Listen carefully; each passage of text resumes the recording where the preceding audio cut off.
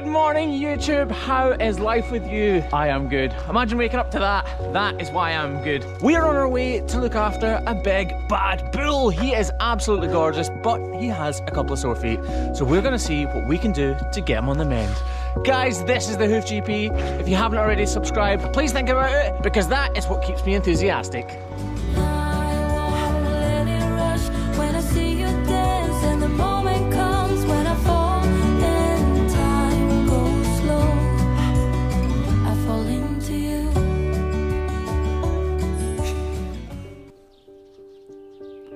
This is me. This is my house. And this is the beautiful Wigtown Bay, which is part of the Solway Firth, and just so happens to be the view from my living room window. I can sleep where you sleep. From the king of the stairs, put the keys in the lock. Then we fall through your door. So as you can see, it is a beautiful, beautiful morning here in southwest Scotland. We live right down on the shore, just outside Wigtown, just next to the mud flaps, and as you can see, tens of thousands of geese visit us twice a year, every year. And actually, I love the noise of them in the background. Today is a beautiful but very cold winter's day. We're on our way to see Kenny, who is a farmer who lives just 4 miles away from us, to visit his big bull and see what we can do for him. It's only a couple of miles away, but it is a beautiful little drive. And these guys are absolutely desperate to come with us today. Aren't you, Stevie boy? Didn't need to tell him twice. So I've trimmed Kenny's cattle for a few years now, and a couple of years ago we had a very, very scare mishap. I actually thought Kenny was going to die right in front of my eyes, to be honest, and I'm not exaggerating. That is what I thought was going to happen. He got squished by a bull. More about that later on. Let's get there and get the bull done.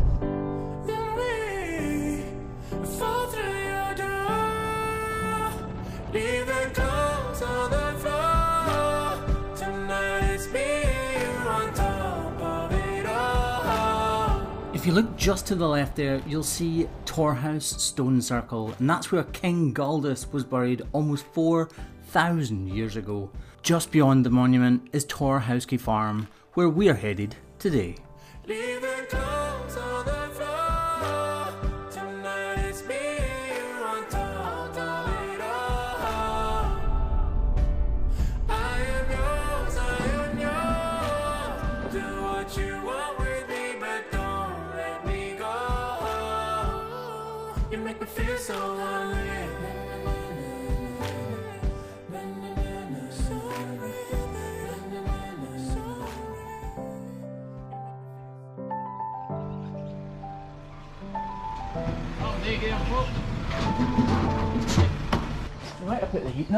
Kenny farms sheep and Black Angus cattle, and today we're here to look at one of his bulls who have gone extremely lame.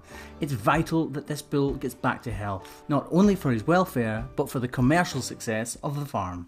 So Kenny takes extremely good care of his cattle, and this big guy is really feeling his feet. So he's been on some pain relieving drugs, and he's been in a straw hospital bed, as we call it, but he's still not feeling the best. He's got cracks on both of his outside feet. We're going to see what we can do to get him feeling better. Hopefully something. Come on, boy. Go on. Go on. Go on. Go on, boy.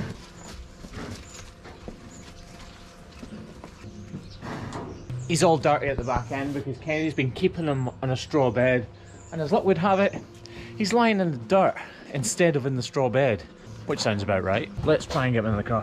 What's your bets? Will you go in the crush easy or not? He looks friendly. So do you. No matter how friendly a bull is, you can never be too careful, and I got a huge and stark reminder of that fact about 3 years ago when I was at this farm trimming one of these bulls with Kenny and just myself for help.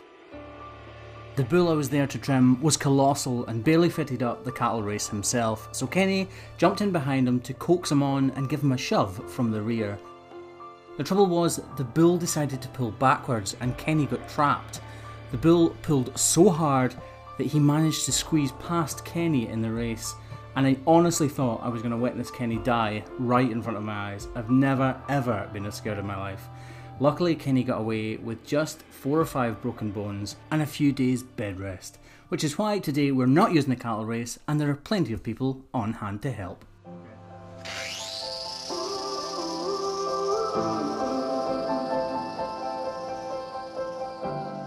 As soon as I saw this bull, I was almost certain that he would need a block on both of its inner back feet. But we don't just crack on and stick those blocks on willy-nilly. I have to make sure that he definitely does need that, and it's the best course of action. So I start the trim, and then as soon as I'm sure that he does need those blocks, Craig attaches it while I go round and trim his front right. Get out of your skin. Oh, it is murder. Let it in. If I could, I would be right here with you. In this world of ticking clocks, I hope I'm getting through.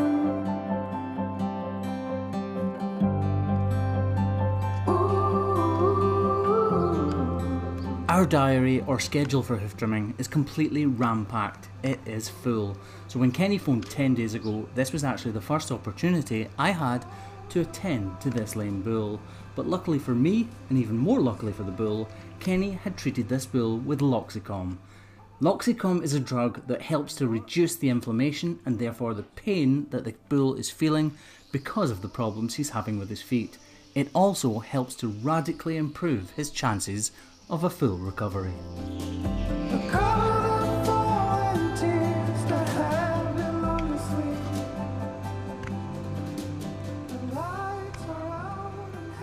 Removing that final piece of horn helps me to see exactly where this infection site was, which is why I shouted Kenny round to show him the good Loxicom had done for the bull. No. Although I'm fairly certain the infection has been dealt with, we still apply an antibiotical spray just to be absolutely certain that any remaining infection is killed off.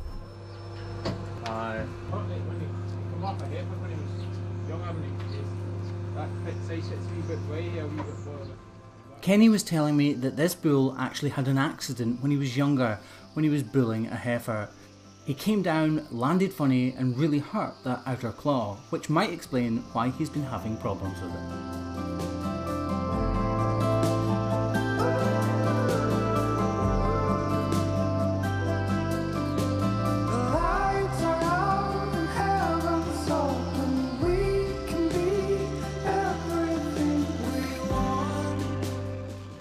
By pressing the coronet or the hairline, you can clearly see there is still infection and inflammation in that back right foot. It's important to determine this so that Kenny has a clear picture of exactly what is happening with his bull right now.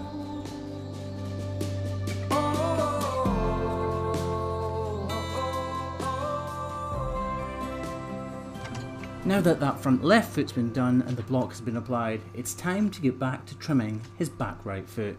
And as you can clearly see, he has a very severe defect in the white line, which has caused an abscess and therefore inflammation, swelling and a lot of pain. This might seem like an extreme trim because we're going to take away all of that outer wall horn, but as you can see it is completely compacted with manure or slurry, causing even more pain and preventing the healing process.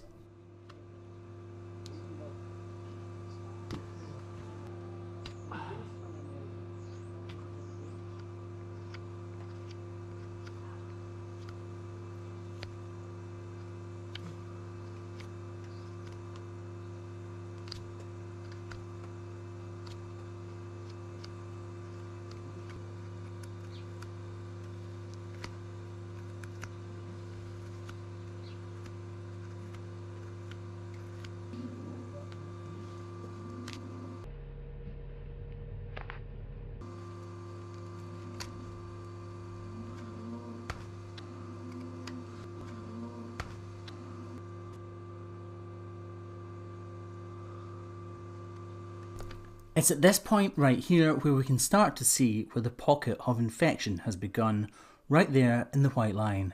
And as you can see me poking them out there, it's actually compacted with gravel.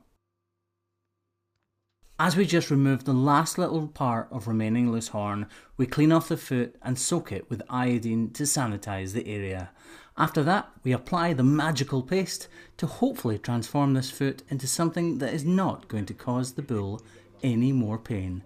Kenny's going to keep the bull in the straw bed or hospital pen for the next 4 or 5 days until he removes that wrap, after which the bull will go out to pasture and hopefully make proper use of those wooden blocks and begin recuperation.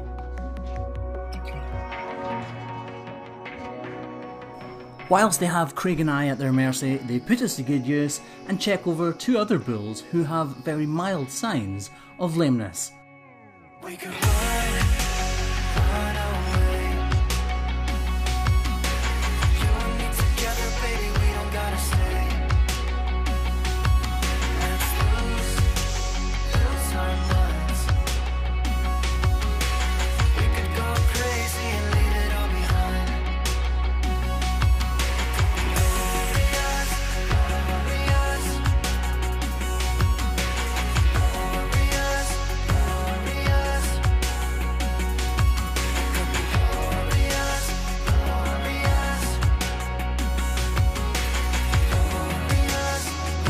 glorious,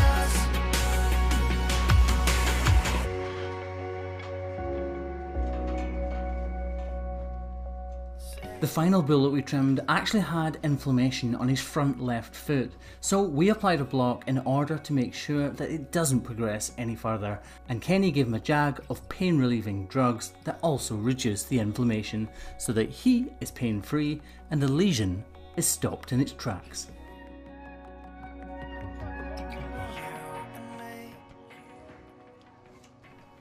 And with that bull all patched up and on the mend, that is us finished for another day here in southwest Scotland. And I'm going to leave you with this spectacular drone footage. run.